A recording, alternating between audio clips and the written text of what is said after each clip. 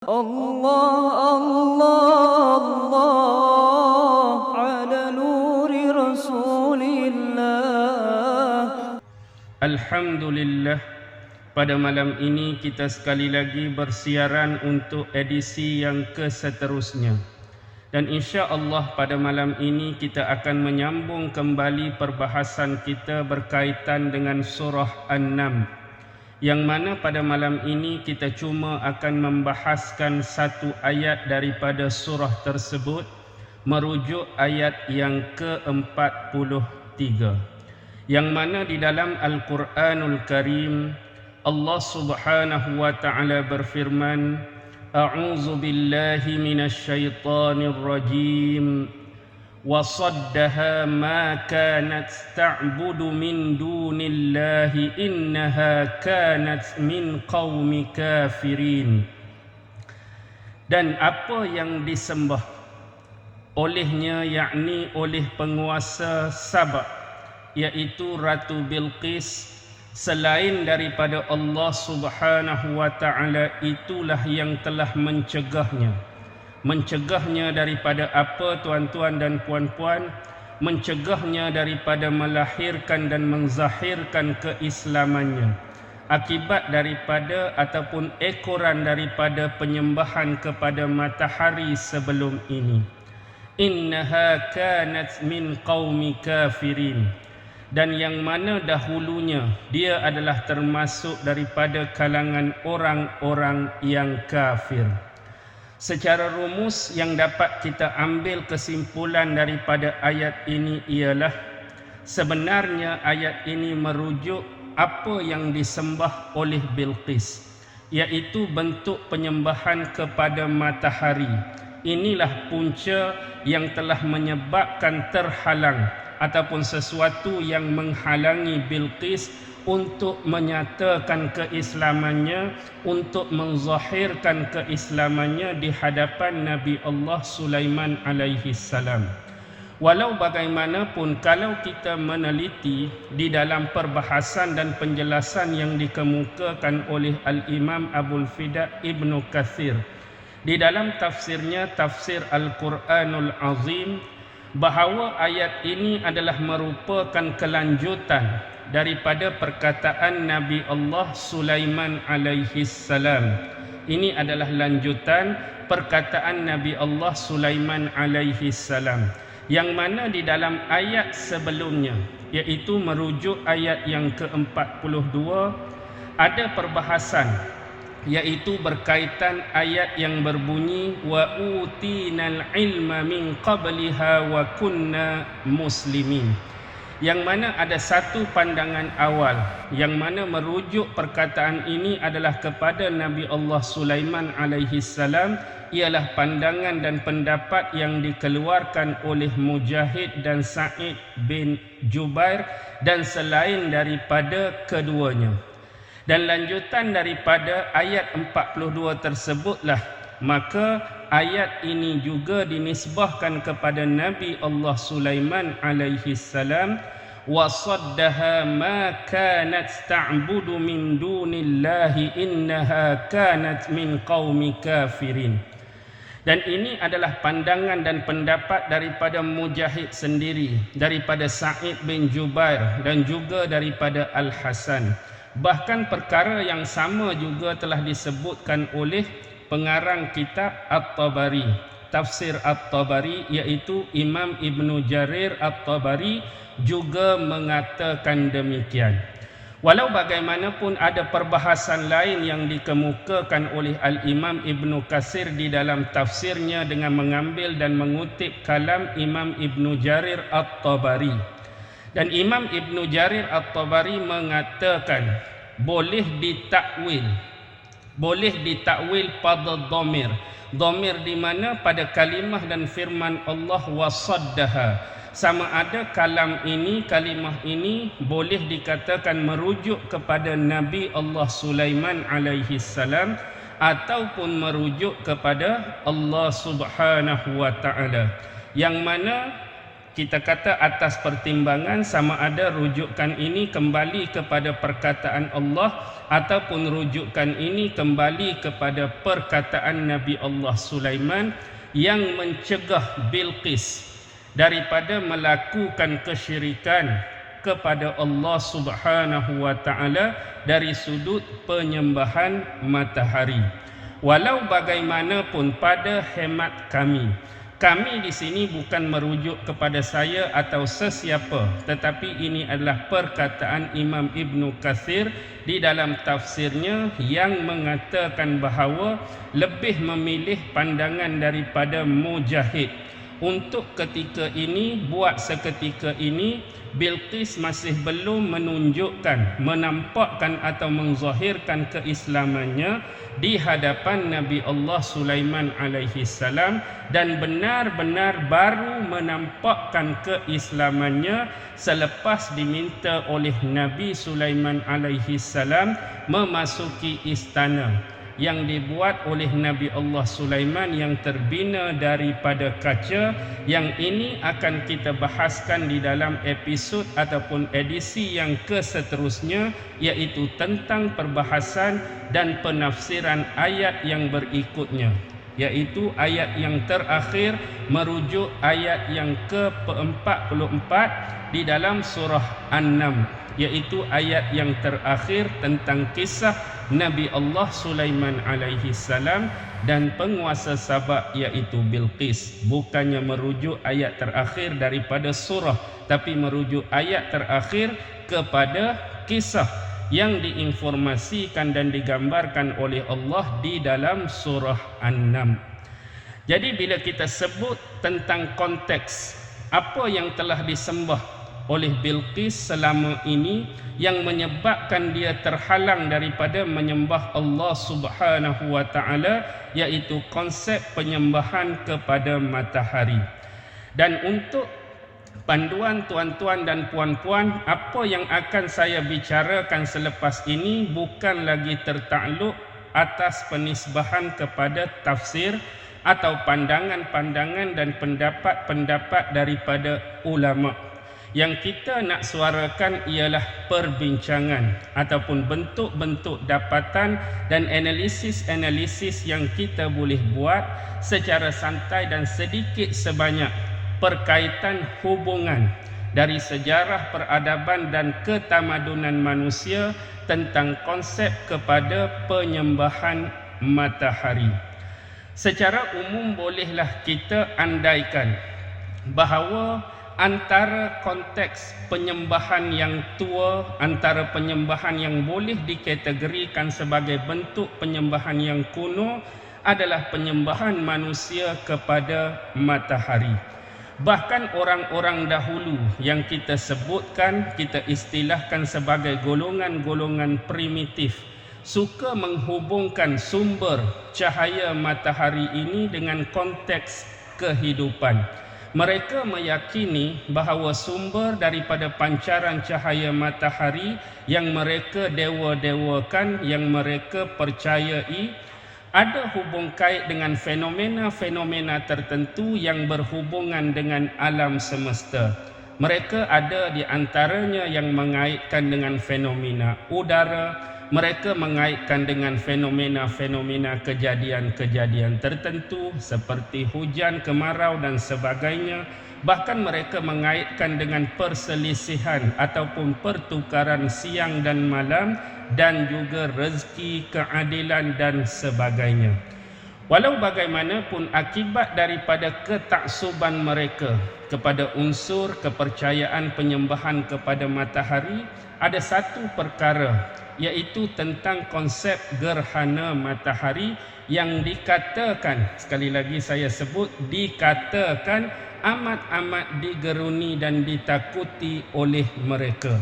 Walaupun mereka mengagungkan kepada konsep penyembahan matahari, tetapi bila berlakunya gerhana matahari, kebanyakan daripada mereka akan bergegas ataupun berlari ke rumah-rumah ibadat ataupun kuil-kuil ataupun satu-satu tempat ataupun bangunan yang khusus mereka gunakan untuk berdoa supaya tidak ditimpakan musibah ataupun bala terhadap kehidupan mereka yang ada kaitan dengan kejadian gerhana matahari tadi. Bahkan ada beberapa analisis dalam beberapa penulisan menyebutkan tentang ketakutan ini diwarisi dari zaman ke zaman, walaupun pada hakikatnya yang kita boleh lihat secara realiti, ketakutan tersebut mulai usai, mulai hilang sedikit demi sedikit. Walau bagaimanapun konteks kepada penyembahan matahari tetap berlangsung dari satu generasi ke satu generasi. Dan kalau kita mengambil pendekatan sejarah untuk dikaitkan dengan tata cara ritual ataupun bentuk keagamaan kaum-kaum tertentu, ada pandangan-pandangan dan pendapat-pendapat yang mengutarakan bahawa kaitan ritual ataupun bentuk keagamaan yang dikatakan secara tersusun, secara teratur, yang dinisbahkan dengan konsep penyembahan matahari ini dimulakan oleh bangsa-bangsa yang disebut seperti bangsa Sumeria, bangsa Akkadia dan bangsa Kaldea. Mereka menjadikan matahari ini dalam bentuk simbolistik dewa-dewa tertentu. Adanya dewa matahari, bahkan ada dewa-dewa yang merujuk kepada objek-objek ataupun unsur-unsur yang menjadi kepercayaan dan keimanan bagi mereka atas hal tersebut. Bahkan juga ada analisis yang dibuat oleh beberapa penulis mengaitkan isu yang sama kepada bangsa Assyria, iaitu setelah bangsa Assyria yang dikatakan bila mereka menguasai kawasan-kawasan, tempat-tempat ataupun wilayah di antara sungai Euphrates dan sungai Tigris, mereka juga dikatakan mempercayai dan menyembah kepada konsep apa yang disebut sebagai matahari. Bahkan ada di antara mereka yang mengandalkan matahari ini sebagai sumber kehidupan, sumber penciptaan, sumber pergantian siang dan malam, sumber keadilan dan sebagainya. Banyak konteks-konteks yang dinisbahkan kepada matahari, bla bla bla bla bla.